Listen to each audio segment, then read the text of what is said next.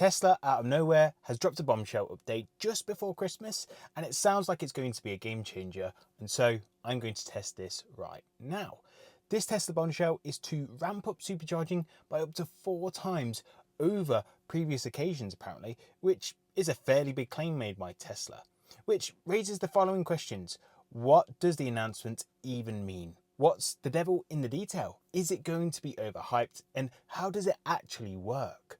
Finally, which Teslas will get this exclusive update, as not everyone will gain from this new feature update at the time of the announcement. Thankfully for me, my new Tesla Model Y should benefit from this announcement, but from my calculations, this could actually benefit cars brought up to, 3 years ago, so it will benefit quite a few existing owners out there. Effectively, this update to speed up supercharging could not come at a better time, as supercharger usage will be at its highest over the Christmas period. The purpose of this video is to get a hands-on experience of this at play, as I haven't seen anyone test this new feature announced just a few days ago.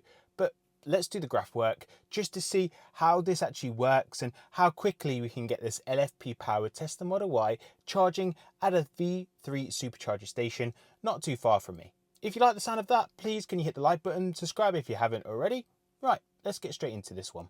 First up, as I am currently preconditioning my Tesla Model Y right now to get a head start of where we need to be at the supercharger, whilst I am waiting, let's go into the detail and decipher the X announcements into a language that even I can understand, even on a merrier day, which could be one of you right now. So if you have a standard range Tesla Model 3 or a Tesla Model Y from 2021 onwards, that being the rear wheel drive Tesla Model Y and the rear wheel drive Tesla Model 3, if you have an LFP battery pack, you should get a quicker supercharging experience as a direct result of this announcement. And that's because Tesla has done some software trickery with the cars, as well as utilizing the supercharger stations more so than before. So what is this trickery you speak of, Adam? And why is it just these rear-wheel drive Teslas that get this cheeky supercharging speed update? Well, these standard range Tesla cars from 2021 are mostly LFP powered Teslas, and this battery pack is not found in the long range or performance variants of the Tesla Model 3 or the Tesla Model Y. So as an LFP powered Tesla, these can charge up to 100% more frequently, and they see little to no battery degradation thanks to its unique chemistry. So it's practical, user-friendly, and they are incredibly durable. However, there are a couple of downsides, and the first being that they don't actually offer industry-leading energy density, so they do tend to offer a lower range compared to the long-range and performance alternatives. But more importantly for you to know for this video, they can be more sensitive to colder and wintry conditions, as the battery packs do take longer to warm up,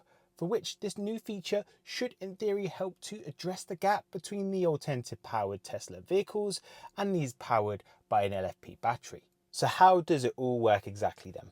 Well, in a way that non-techie owners should understand is that when supercharging, your Tesla will now draw AC ripple current from the supercharger itself, as well as the DC power it already receives. And this supplemental power will help to either maintain, but primarily to just drive up the heat to the LFP batteries, even if cold soaked apparently. And this will help speed up charging times overall, because the additional heat is to help get the car to and maintain the optimum temperature window where it can crucially receive faster charging speeds. Currently today, if you do get to the supercharger without preconditioning your battery pack, this means your car hasn't warmed up the battery pack. So plainly speaking, you'll get slower speeds without preconditioning the battery pack.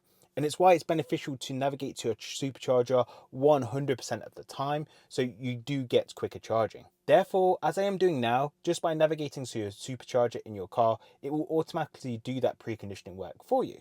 Some of you may or may not have known that anyway, but I believe that the core driver behind this update is that if your car hasn't quite finished preconditioning as you arrive to the supercharger, or even the complete opposite, if you have arrived without preheating the batteries enough, this AC ripple current will form a boost to the temperature in both scenarios, crucially meaning this current is getting the battery pack in a target window quicker. And by doing so, your car isn't compromising your supercharging speeds in the process. Okay, enough about the ins and outs of the updates. Let's drive to the supercharger to go test that theory out. Okay, I'm just going to give it one more, say 1 minutes before we actually leave for the V3 Supercharger. In terms of what we are testing and what would we say is a success of this test, I could have done this test in one or two ways really. First being no preconditioning prior to the Supercharger, just to witness the difference from totally cold soaked batteries. However, as I never do that, and for most people actually on the road, they actually want to know how much of a difference this will make in just typical usage conditions. Therefore, I have been preconditioning, and it probably has done so for around maybe 15 to 20 minutes. So it's most likely not at that optimum window, but it should be close enough. For which is why I've done it in this way, to see how this benefits owners the most by just being close to these optimum conditions. In terms of the difference that it will make, I'll put a graph on the screen to show what the typical speeds and the charging curve to expect from this car. As you will see, from around 10%, you'll see the quickest speeds of 170 kilowatts, then it will slowly drop to 90 kilowatts at 50%, and then 46 kilowatts come 80%. So the questions that I'm looking to see answered is, can we even hit that 170 kilowatts? As I will be arriving at a higher percentage upon arrival, I think it should be about 25%. Noting, for me, it won't necessarily be a failure if it can't get to that 170 kilowatts, as what we're actually looking to achieve is just getting a rate higher than the expectations and not tapering as fast, for which means receiving a faster speed for longer. Thus, a quicker charging session, which benefits the whole network, as Tesla owners can actually wrap up their charging sessions quicker, which is probably why Tesla have actually introduced this update. But the only way is to actually plug it up, get to the bottom of it, and so there, let's go and find out. So I've literally just plugged in and it's at 36 kilowatts. That doesn't seem right to me. So I might just move, stall, and see if that gives me any better result. Or I might just wait a couple of minutes. Okay, I plugged into another supercharger and it did seem a little bit better, but I was expecting a bit faster than that. So you would have seen through the footage that it started at a really low figure, and I think that's partly on my part because I didn't realise I had to put the car in drive for it to actually start preconditioning, even though it was navigated through from the start. So that's partly my fault. But this also feeds into the one of two parts that I mentioned before, is that there's two ways I could test this. One being that from a super cold battery, and the other one being that it actually preconditioned throughout the journey, so it was the warmest or close enough to being warm as it possibly could be. So I actually inadvertently have tested the test 1 of 2 rather than 2 of 2 like I intended. So I might have to test that at a different point. But so testing this from a barely preconditioned car, because it took me about 10-15 minutes to get here, it started off, maybe you'll probably see it as about 60 odd kilowatts. I then changed post to see if it was the post that was the issue, and it wasn't the supercharger post that was the issue. It then ramped up to about 89 kilowatts, and then it stayed about 88 for a long time.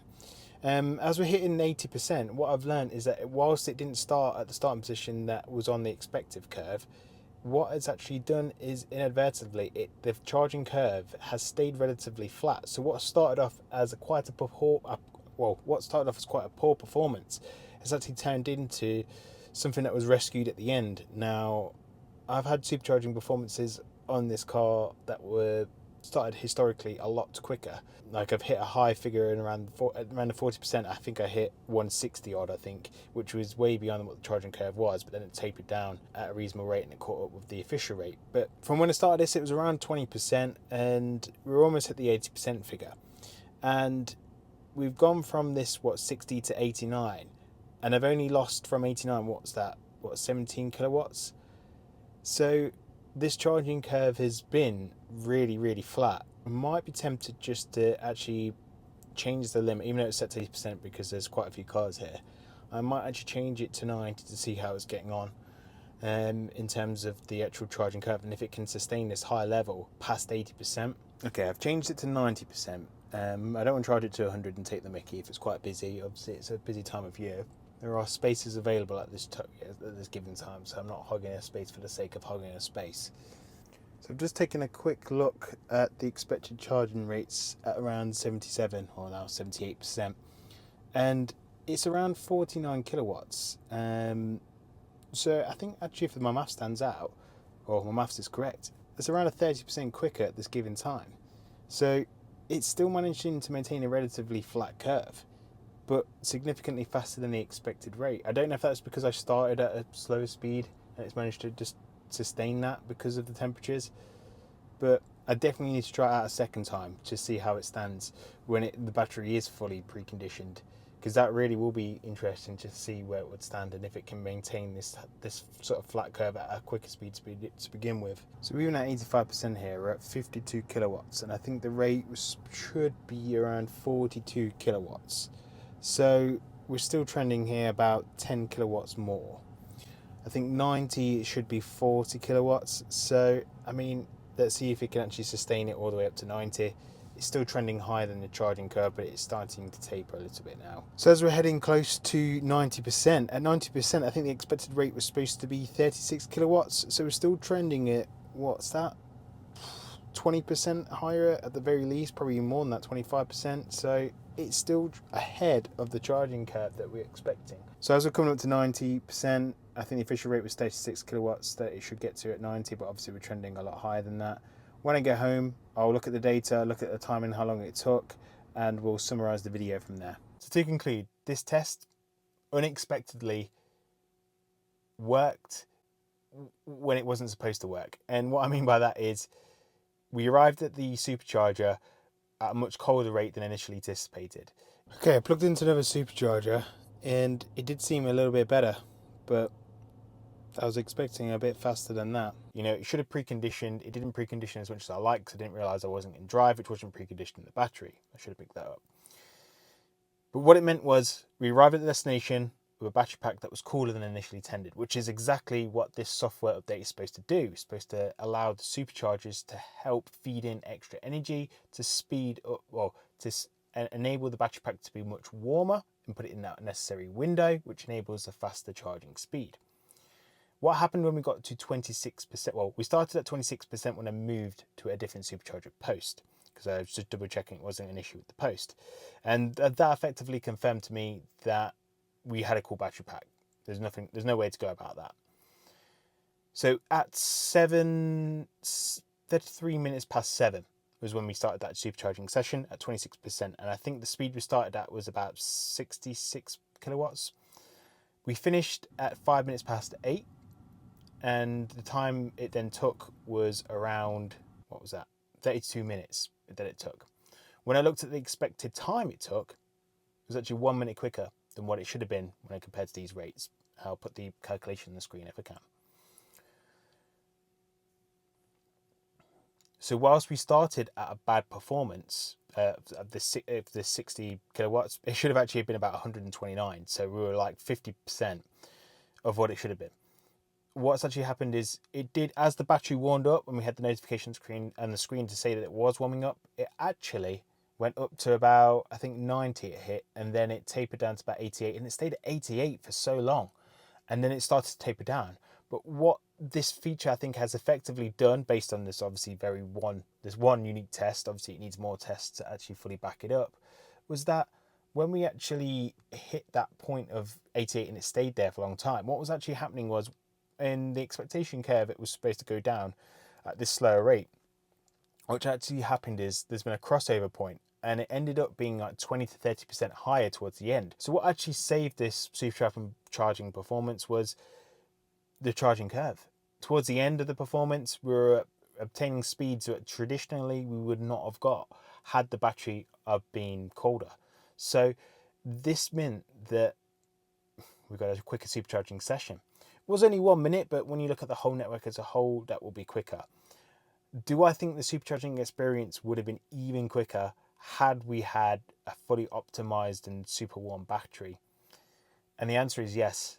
I was expecting it to be much quicker because I thought I would be close to the window of what it should have got. But, you know, it just allowed a imperfect but perfect test.